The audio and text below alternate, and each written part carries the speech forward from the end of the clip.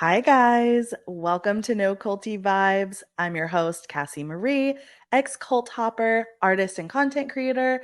And in this video episode, we're going to do a deep dive into Ashton Kutcher and Mila Kunis's letters of support that they sent in for Danny Masterson ahead of his sentencing, for which he was sentenced to life in prison for a very terrible crime. We'll talk about it in a minute. Really quickly before we get started, if you're interested in all things cult and pop culture, the connection between the two, and deep dives on all our favorite culty leaders and gurus, go ahead and hit the like button and subscribe for more culty content. If you're listening to this on the podcast and you want to see my face and the video transcripts of the letters we're going to read, head on over to YouTube. If you're on YouTube and you don't want to watch, you'd rather listen, it's fine. I'll read things out. You can go to the podcast and listen instead. Both the podcast and YouTube are at No Culty Vibe.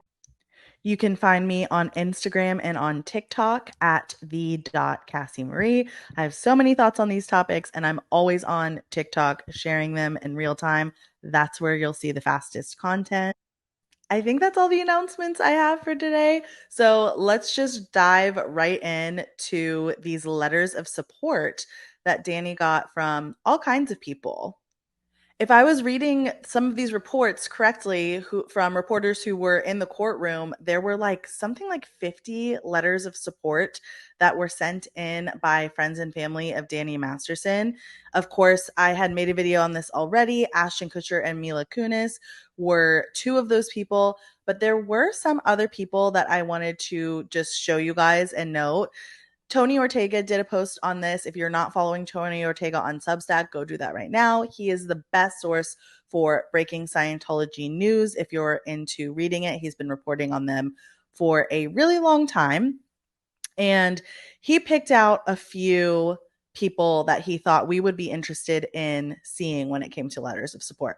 So, of course, Bijou wrote her letter. I'm not going to read that. I haven't read it yet because I have a feeling it'll make me cry. We have Ashton Kutcher. We have Mila Kunis.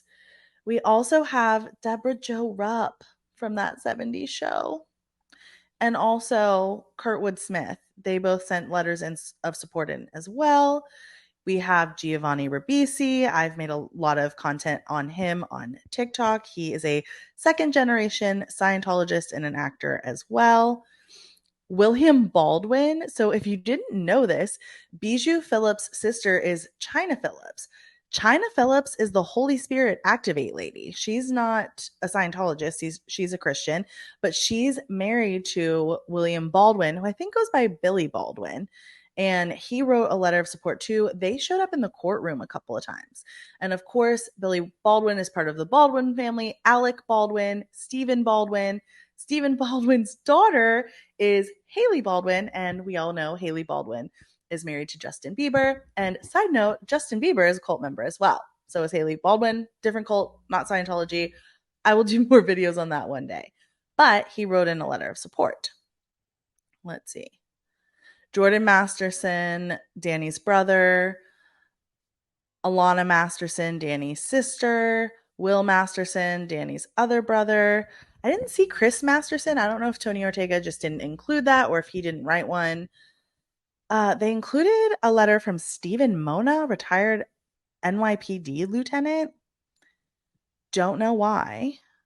I think maybe he was affiliated with someone that Danny donated money to during 9/11. That was part of this as well. Justin Mooney, who is a writer. Jim Patterson, who was the writer and creator of The Ranch, sent in a letter of support. And Sean Pillar, who is also a TV producer. What I thought was interesting, Albert Ribisi, Giovanni's dad, wrote one as well. I missed these. Gay Ribisi, who's Giovanni Ribisi's mother. Marissa. I didn't realize all the Ribisis did. I must have missed that earlier. Anywho, what I found interesting about this list, and maybe Tony didn't include them, but I have a feeling Tony would have if they were in there. Missing from this is Laura Prepon and Wilmer Valderrama. Wilmer Valderrama and Danny Masterson used to hang out a lot back in the days of that 70s show and when these crimes occurred. And him and Ashton, like, they all ran in a group together and they were good friends. So I'm surprised that he did not send in a letter. Maybe they just haven't maintained contact over the years. But Laura Prepon, let me tell you about her. Laura Prepon allegedly is not a Scientologist anymore, but she was accused by Jane Doe 1 of being part of Danny's crew that intimidated her really often back when the crime initially occurred. And she was initially reporting it to Scientology and eventually went to go report it to law enforcement as well. I think I just Googled like Laura Prepon intimidating Danny Masterson video, and I found this article on the Underground Bunker, which is Tony Ortega's website. If you don't have Substack, you can read a lot of his stuff on there as well. And it said that back when Jane Doe 1 had first reported to Scientology, she was going to the Celebrity Center to kind of make amends for her role in what had happened to her, because Scientology is, they victim blame. It's part of coercive control. It's part of their policy written by L. Ron Hubbard. They have this idea that when something bad happens to you, you must have done something to cause it. So you have to make amends in the same way that the predator or the person who actually committed the crime against you would have to do. So Jane Doe 1 was at Celebrity Center, paying money, going through those courses, trying to make things right. Laura Prepon was in the parking lot of Celebrity Center, and she stopped Jane Doe 1 and started asking her a bunch of questions like, hey, what are you doing here? Hey, how's it going? Oh, are you mad at Danny for something? What's going on between you and Danny? Oh, what have you been doing in Scientology lately? And Jane Doe 1 said these were not normal questions for Laura Prepon to be asking her. She was also asking her, like, oh, why haven't you been hanging out with the crew? Where have you been? And again, this was not something Laura Prepon usually asked her or talked to her about. And the reason that this was an intimidation tactic is because if Jane Doe 1 had said what had happened or anything negative about Danny Masterson, or that she was going through amends because of something that happened with Danny, she could have gotten in really big trouble with Scientology. She was already in trouble, and she could have been like officially declared a suppressive person. She could have lost contact with her friends and family. She would have had a lot worse things happen to her if she were to be honest in that situation and say what happened. And she had to keep a straight face. She had to stay really positive and not give away how she was feeling at all or say anything about how she was feeling, and just answer her questions perfectly or politely, or she could have been reported to Scientology and things could have gotten way, way worse for her. Laura Prepon has since claimed that she's left Scientology entirely. I know a bunch of people kind of speculate on that. She's done some other things as well, and she still has a lot to answer for when it comes to the LGBTQ plus community. But I thought it was really interesting that she was willing to stick up for Danny Masterson back then, but didn't want to send in the letter of support now and wasn't willing to put her neck out for him in that way. I'm assuming because these letters would be made public, anyone could get a hold of them. And she's been trying to distance herself from Danny and Scientology for the past couple of years, though she's not answered for some of the horrible things that she's done while in. Anywho, let's move on to reading Ashton and Mila's letters. I read most of Ashton's to my sister earlier, and I was flabbergasted by what he had to say. So I was like, I have to record this, what I thought of it. And I read part of Mila's, so I'm going to read through the rest of hers as well. So it says, Ashton Kutcher, actor, That 70s Show. Honorable Judge Olmedo, my name is Ashton Kutcher. I'm an actor, investor, philanthropist, and most importantly, a father. I met Danny Masterson when I was 20 years old in 1998. He instantly became a friend, dedicated coworker, and role model to me, and has remained such for 25 years. Good for you, Ashton. As a friend, Danny has been nothing but a positive influence on me. He's an extraordinarily honest and intentional human being, except for the fact that he violently attacked many, many women, many more than just was convicted. And out of the ones that were convicted, 3 more testified and in front of a judge as well. Over in our over 25-year relationship, I don't ever recall him lying to me. Not once. Never heard him lie. Again, except for when he was violently attacking people, I suppose. He's taught me about being direct and confronting issues in life and relationships head on, resolving them and moving forward. Danny is a person that is consistently there for you when you need him. We've traveled around the world together, raised our daughters together, and shared countless family moments. Not only is he a good friend to me, I've witnessed him be a good friend to others and the kind of brother others would be lucky to have. Again, unless he's violently attacking women.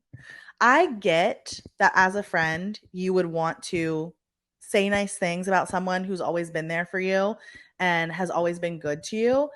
But I don't understand the mindset of writing this about someone who was just convicted in a court of law of such horrific and heinous crimes that he's going to prison for life. It's just like I can't imagine. As a role model, Danny has consistently been an excellent one. I attribute not falling into the typical Hollywood life of drugs directly to Danny. Anytime that we were to meet someone or interact with someone who was on drugs or did drugs, he made it clear that that wouldn't be a good person to be friends with. And for me, that was an implication that if I were to do drugs, he wouldn't want to be friends with me, which is something I would never want to risk or jeopardize. I'm grateful to him for that positive peer pressure. Okay, again, I'm glad he acted that way towards you. However, there was so much testimony in a court of law that he acted otherwise towards these Jane Does. It's also been reported that Danny is alcohol dependent and has been in the medical ward in the prison that he's been part of because he's alcohol dependent. And you can't just cut off alcohol cold turkey, especially when you can't go an hour without it. He's that alcohol dependent. So I guess positive peer pressure for the last 25 years, no drugs whatsoever, except for alcohol. So we're not off to a good start of this being like a great letter. He also set an extraordinary standard on how you treat other people. There was an incident where we were at a pizza parlor and a belligerent man entered who was berating his girlfriend. We had never met or seen these people before, but Danny was the first person to jump to the defense of this girl. Again, do we think that could be a front, Ashton Kutcher? Do we think that might be a lie? Considering Danny berated his girlfriends when you were friends back in the early 2000s, repeatedly and violently attacked them. It was an incident he didn't have to get involved in, but proactively chose to because the way this man behaving was not right. He has always treated people with decency, equality, and generosity. Another story that comes to mind that was highlighted very often during the Danny Masterson trial, which I've covered extensively on my TikTok if you want to go over there and look. There was a moment, I think Jane Doe 3 was testifying to this. It was relevant to her story of what Danny did to her one night. But Danny was out with Jane Doe 3 at some kind of event, and he saw Jennifer Esposito there. And he yelled a rude remark at Jennifer Esposito that I don't want to say on here to get flagged and taken down. But he yelled, "Jennifer, show us your these things." And Jennifer Esposito's husband or boyfriend at the time literally fought Danny over it because he was so crude and rude and belligerent and annoying and probably at the very least under the influence of alcohol, but at least it wasn't drugs. And Danny's such a good guy. Literally, this played out in court, and this isn't just a Jane Doe 3 testimony. Jennifer Esposito was there. Her boyfriend was there. It was out in public. Lots of people witnessed this. So I think it's like really wild that Ashton Kutcher would reference an incident where Danny acted in defense of someone when we've all seen and have access to, and there are multiple witnesses to, him acting the exact opposite. So I don't feel like this helps Danny out in any way. But what do I know? This is another weird thing that he said. After 9/11, Danny was a huge advocate for support for the firefighters affected by the event, rallying his friends and coworkers to pitch in however they could. Danny had his daughter a year before I had mine. He set a standard of being a hands-on dad. We've spent countless hours together with our kids, and he is among few people that I would trust to be alone with my son and daughter. He is also a dedicated and loyal husband with unwavering commitment to his wife. Ashton Kutcher, you might be the only person to admit in public that you would leave your son or daughter with Danny Masterson. Also, the 9/11 thing is mentioned in these letters a few times, and Scientology did different like fundraisers for 9/11 firefighters and things like that, and it was like a bogus thing that the cult did to try to show that they're not a child trafficking organization and they're not a terrible harmful, destructive cult. So I don't know if that's what they're referring to, but that's weird. He goes on to say, we have spent hundreds of hours working together. Danny takes his job seriously. He is kind, courteous, and hardworking. He treated everyone from the grips to the teamsters to the actors to the caterers as equals. He showed up on time all the time and always pulled his weight. We have also traveled around the world together promoting our work. I can honestly say that no matter where we were or who we were with, I never saw my friend being anything other than the guy I have described. Not once have you seen any red flag. Not once when you were with him did you ever see him do anything wrong. Not once in this 25 years of extremely close friendship did anyone ever talk to you about things Danny did to them. Really? Not once. While I'm aware that the judgment has been cast as guilty on 2 counts of R by force and the victims have great desires for justice, I hope that my testaments to his character is taken into consideration in sentencing. I do not believe he is an ongoing harm to society, and having his daughter raised without a present father would a tertiary injustice in and of itself. Would be a tertiary injustice in and of itself. Thank you for taking the time to read this. Best, Ashton Kutcher. Of course, that is a tertiary injustice in and of itself. Of course, it's awful and sad that Danny Masterson's daughter is going to grow up without a father present in her life. That's terrible. When predators do things like this, it hurts everyone. It hurts the victims who are having to deal with this for years and years and years after the fact, because trauma is not something that just happens to someone once. It continues to happen over and over and over again. But it also hurts their families and their children and their spouses. Jane Doe 1 talked about how this affected her daughter when it happened in her victim impact statement. And it was horrific the way that Danny Masterson treated Jane Doe 1 and her daughter back then, and how they're constantly on watch today. Jane Doe 3's family has lost 2 dogs to Scientology because of this and has been stalked and harassed for years because of this.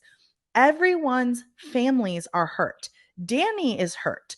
Danny can't go a couple hours without drinking alcohol. Danny is going to spend the rest of his life behind bars. He's hurting his wife. He's hurting his child. He's hurting his friends that have to come to terms with the person that he is. That is how this goes.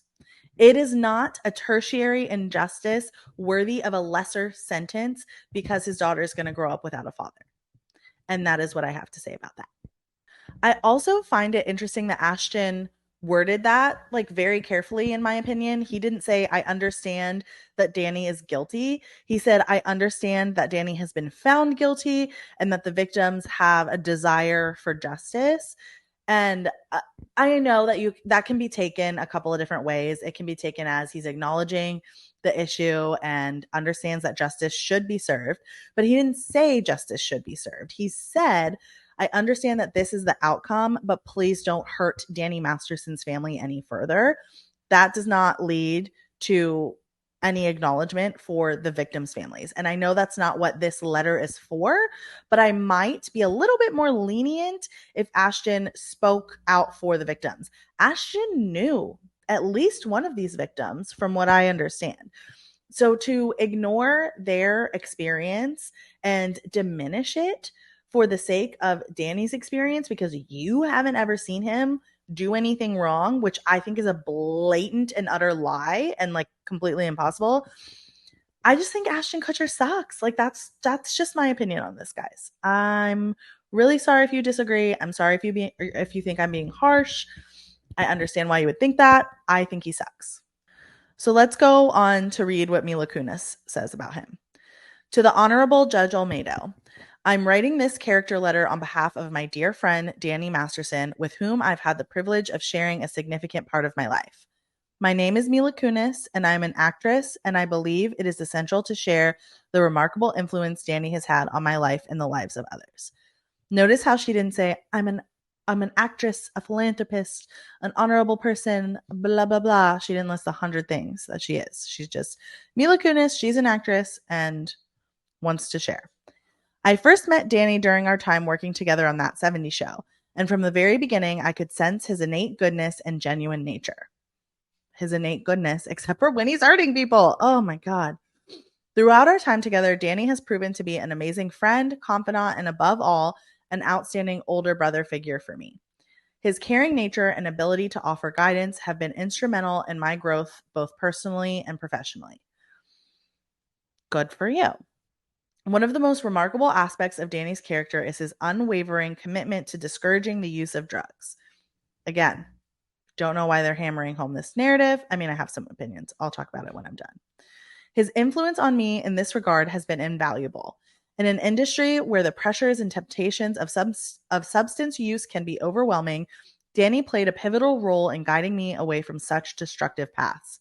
His dedication to avoiding all substances has inspired not only me, but also countless others in our circle. Danny's steadfastness in promoting a drug-free lifestyle has been a guiding light in my journey through the entertainment world and has helped me prioritize my well-being and focus on making responsible choices. His genuine concern for those around him and his commitment to leading by example make him an outstanding role model and friend.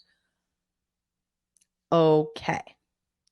Again, that's awesome that he did that for you. There is hours and hours and hours of testimony talking about what horrible things he did for other people. Danny's role as a husband and father to his daughter has been nothing short of extraordinary. Witnessing his interactions with his daughter has been heartwarming and enlightening. He prioritizes his family, education, and happiness above all else. Yes, we know he prioritizes himself above all else. That's why he's wrecked the lives of so many women throughout the years. Demonstrating his unwavering commitment to be a loving and responsible parent. As a father, he leads by example, instilling in her values that reflect integrity, compassion, and respect for others. I don't know how violently attacking women does that. Please enlighten me, Mila. Moreover, Danny has consistently displayed a profound sense of responsibility and care for those around him. He demonstrates grace and empathy in every situation, be it within the entertainment industry or in our personal lives. His steady support and understanding presence make him a reliable source of guidance and comfort for all of us. Danny Masterson's warmth, humor, and positive outlook on life have been a driving force in shaping my character and the way I approach life's challenges. His unwavering commitment to being an exceptional older brother figure to me has had a transformative impact on my life, instilling in me a sense of self-belief and encouraging me to aim for greatness, but all while maintaining a sense of humility. Danny did not behave that way with other people. In conclusion, I wholeheartedly vouch for Danny Masterson's exceptional character and tremendous positive influence he has had on me and the people around him. His dedication to leading a drug-free life and the genuine care he extends to others make him an outstanding role model and friend. Please feel free to reach out if you require any further information or clarification. Sincerely, Mila Kunis. Really, Mila? Really? Mila Kunis's response actually makes me, I won't say more mad. Ashton Kutcher makes me furious. But it makes me mad in different ways because she not once said, I understand he's been found guilty of crimes. I understand that's why we're here. I understand that he should receive a fair sentence. She didn't say any of that. And I get that her purpose is to support her friend, but her friend is an awful violent man. And I don't understand why people are defending that. And I know I'm kind of ranting to you guys in this video. You guys aren't defending that. Not everybody. Some of you might be. I've been reporting on this on TikTok for a while, and people have been wild in the comments. And I think it's wild of Ashton and Mila to say these things about a convicted, violent, violent man. One of the reasons I find this so wild is that Ashton Kutcher advocates for victims of sexual abuse, and he founded an organization called Thorn back in 2012 with Demi Moore that is entirely supposed to combat child sex trafficking. And I think it's funny that we're all using this moment to, finally become aware of this and see Ashton for who he really is. But in reality, he's been friends so close with Danny Masterson over these 25 years, hung out in these crews with all of these Scientologists, and started an organization that's against child sex trafficking while being friends with people who support and give money to and uphold an organization that not only labor traffics children, literally labor traffics them across international borders, but also protects pedophiles and rapists and doesn't allow them to seek justice, just moves them around at best or punishes their victims at worst and puts them in the same position to do the same thing over and over again. So I think Ashton Kutcher having Thorn in the first place is wild. But it's even more wild to publicly risk your public perception for this man who has very much been convicted and is very much guilty, while you claim to advocate for child sex trafficking victims and victims of sexual assault in general. I need him to explain how he reconciles that, because I can't even begin to imagine.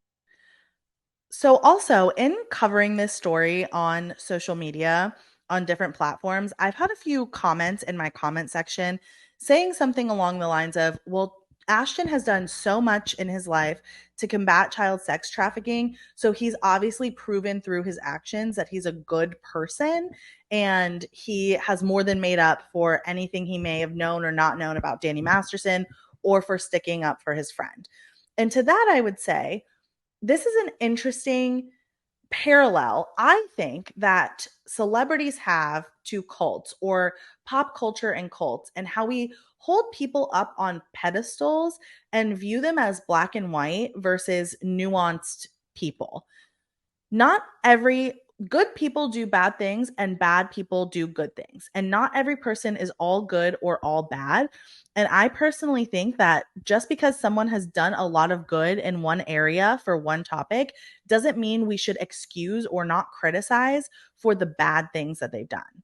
And I think that the unwillingness to do that might be something to look at. And why do you hold this person on a pedestal, and why are we unwilling, or why are you unwilling to look at facts and believe victims just because in your eyes someone has done something objectively good for a certain length of time? And along those same lines, I've seen a lot of people say something like, we shouldn't drag Ashton Kutcher and Mila Kunis for things that their friend did, or for knowing their friend, or for loving their friend. And to that, I would say, we're not criticizing because of guilt by association. I'm not even suggesting guilt by association. I'm criticizing the lack of belief for victims, the lack of compassion and empathy for victims. Danny Masterson is not a victim. He's not the one that we have to worry about or should be worried about in this situation. We should believe victims. We should stand with victims. We should advocate for victims and empathize with victims. And I think that this says a lot about Ashton and Mila's character, that they're willing to do that, but not if it's from their best friend, not if their best friend is the perpetrator. And I'm having a really hard time understanding some of the people that say, well, if this were your loved one, you would be doing the same thing, or you wouldn't want to believe it either, or you would be sticking up for them. And I truly don't think I would. I mean, we're all human. And that's kind of my point, is that Ashton Kutcher and Mila Kunis are human as well. But I don't think that I would be the person standing up for a friend or family member that abused someone at the expense of those that he or she or whoever abused. I think, as painful as that would be to confront, that is something that I would want to confront myself and work through the pain of that, and have that family member or loved one serve their fair time, have a fair trial, have, a fair sentence, but they would need to face the consequences of their actions. And never would I send a letter suggesting that they should have a lesser time than what they deserve, or suggesting that their good the goodness in them should outweigh the bad that they did, or even contribute to a lesser sentence of the bad that they did. I don't think I'm the person that will ever understand that. And maybe you are, and maybe that's a flaw that I need to look at. I can understand that.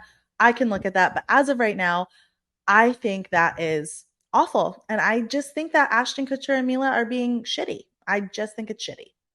I think this is a great opportunity for us to look at celebrities as humans, as people that are capable of having flaws, and not as some gurus or saints or amazing, successful people that got to where they are because they are amazing or better than us in any way. Celebrities, we should be able to criticize celebrities. We should be able to point out that they are not all good or all bad. This is how they get away with things, is when we're not allowed to criticize them and we're not allowed to look at them as a whole person, as a nuanced being that's just as capable of doing something horrible as you are or as I am. It's important that we have access to all the information when it comes to the people we support, the things we give our money to, the organizations that we rally behind.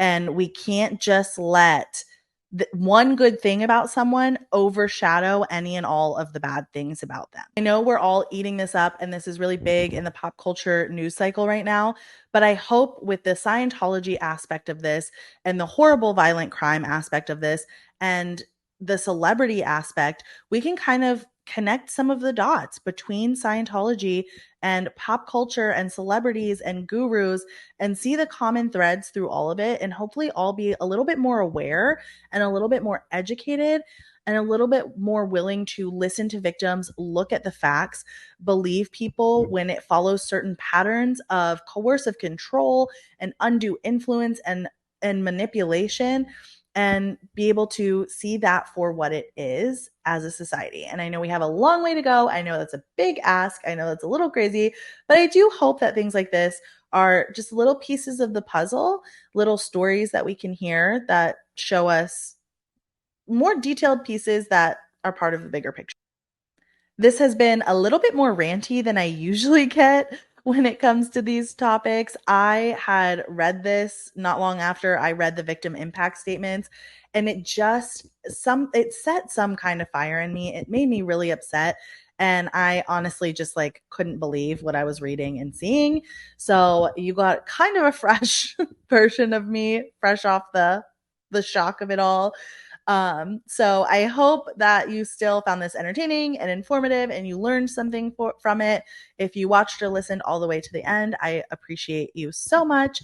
Make sure you like or subscribe wherever you're listening. Comment wherever you're watching or listening, or find me on social media.